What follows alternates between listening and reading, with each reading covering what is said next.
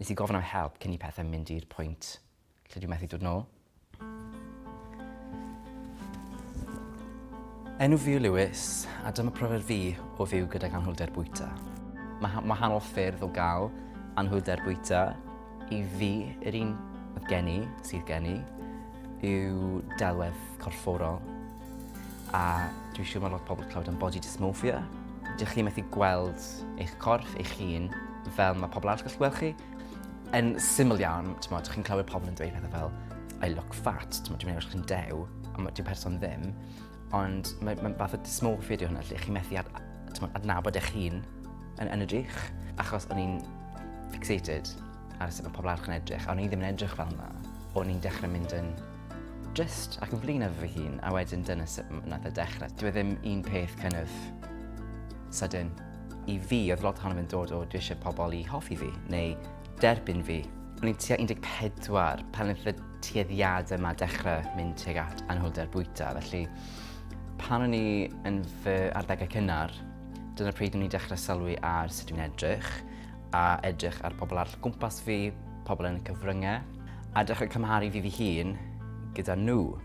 Dwi'n meddwl bod cyfryngau ti cyfrannu lot i hwn. Nid jyst i fi, ond mae'n digwydd lot i ferched yn benna. Y delwedd ar adeg yna oedd bod yn really dena.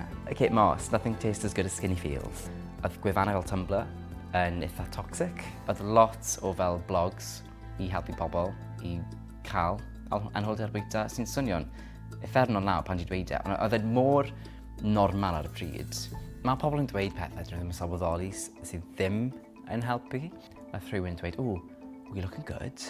O'n i fel, na, stop. Ond yn pen fi, o'n i'n meddwl, oh my god, mae hwnna'n gweithio. Dwi'n credu pan o'n i'n 16, dyna pryd nes I dechrau sylwi, dyw hwn ddim yn ymddygiad iachus, ond oedd y menydd fi yn dweud I fi parhau. Wrth gwrs nes I ddim dweud wrth neb, achos yn un peth, mae'n rhyw fath o siom o gwmpas cael unrhyw cyflwr iechyd meddwl. Yn wedig nôl, 10, 15 mlynedd yn ôl. O'n i ddim moyn pobl I poeni amdano fi chwaith, so oedd hwnna'n elfen arall. I fi, o'n I ddim really poeni faint o'n i'n pwyso. O'n i'n just moyn edrych yn well. Yn y chweched, o'n i wedi colli lot o pwysau erbyn hynny. So bod beth newidiodd yn pen fi, ond i'n cofio gweld pa mor denau oeddwn ni, a cael sioc. A oedd fel petai o'n i'n gweld fy hun am y tro gyntaf ers blynyddoedd. Nes I teimlo'n drist wedyn, achos o'n i'n sylwi faint o niwed o'n i'n neud I fi hun. Nes I gofyn am help cyn I pethau mynd i'r pwynt lle dwi'n methu dod nôl. A nes I siarad gyda ffrindiau fi, a dwi'n really lwcus bod fi wedi cael cefnogaeth. Nes I stopo defnyddio Tumblr a cael brec o pethau fel yna, nath hwnna helpu. Ond y ffrindiau fi oedd y help mwyaf. A dwi'n lwcus iawn oedd gen I ffrindiau mor dda, a ni mor agos. A dwi'n wastad mi fod yn ddiolchgar I ffrindiau fi. Achos os o'n I heb siarad â nhw, dwi yn wir ddim yn gwybod lle fyswn I nawr. Oedd y llais yma yn pen fi yn dweud y pethau, ti'n edrych yn disgusting, ti ddim yn ddigon dda, ti angen edrych yn well, ti wedi bwyta gormod heddiw. Pethau fel yna, dydd dim byd yn ddigon dda.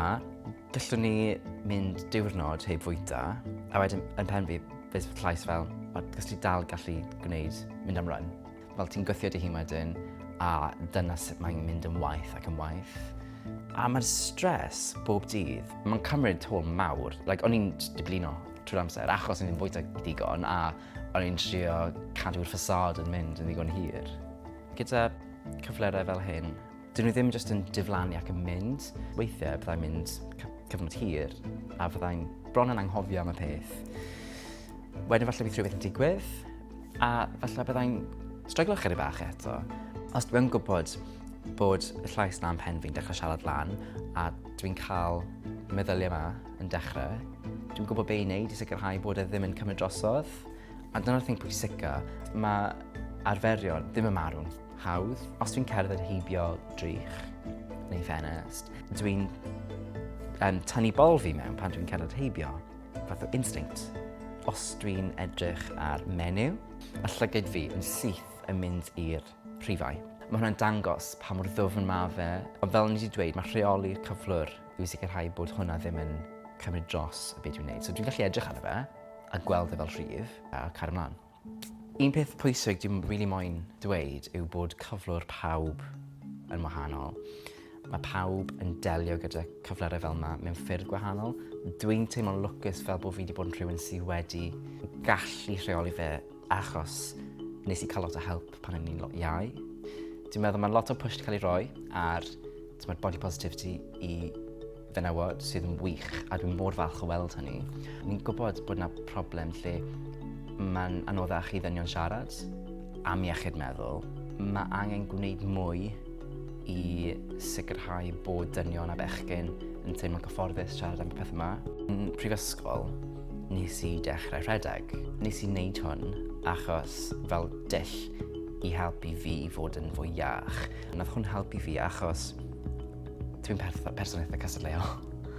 A o'n i'n gwybod, os dwi eisiau bod yn dda ac yn gwella yn ei rhedeg, yn cystadleuol, mae angen i fi sicrhau bod fy nghorff yn iach a bod fi yn edrych ar ôl fy corff, felly dwi yn bwydo fy hun yn gywir. A nath hwnna rili helpu fi yn feddyliol achos oedd y pwyslais i shifto a gweld bwyd fel rhywbeth sydd yn positif a sydd yn helpu fi gallu cyflawni'r goals ma gyda rhedeg a gyda'r chwaraeon o'n i'n neud.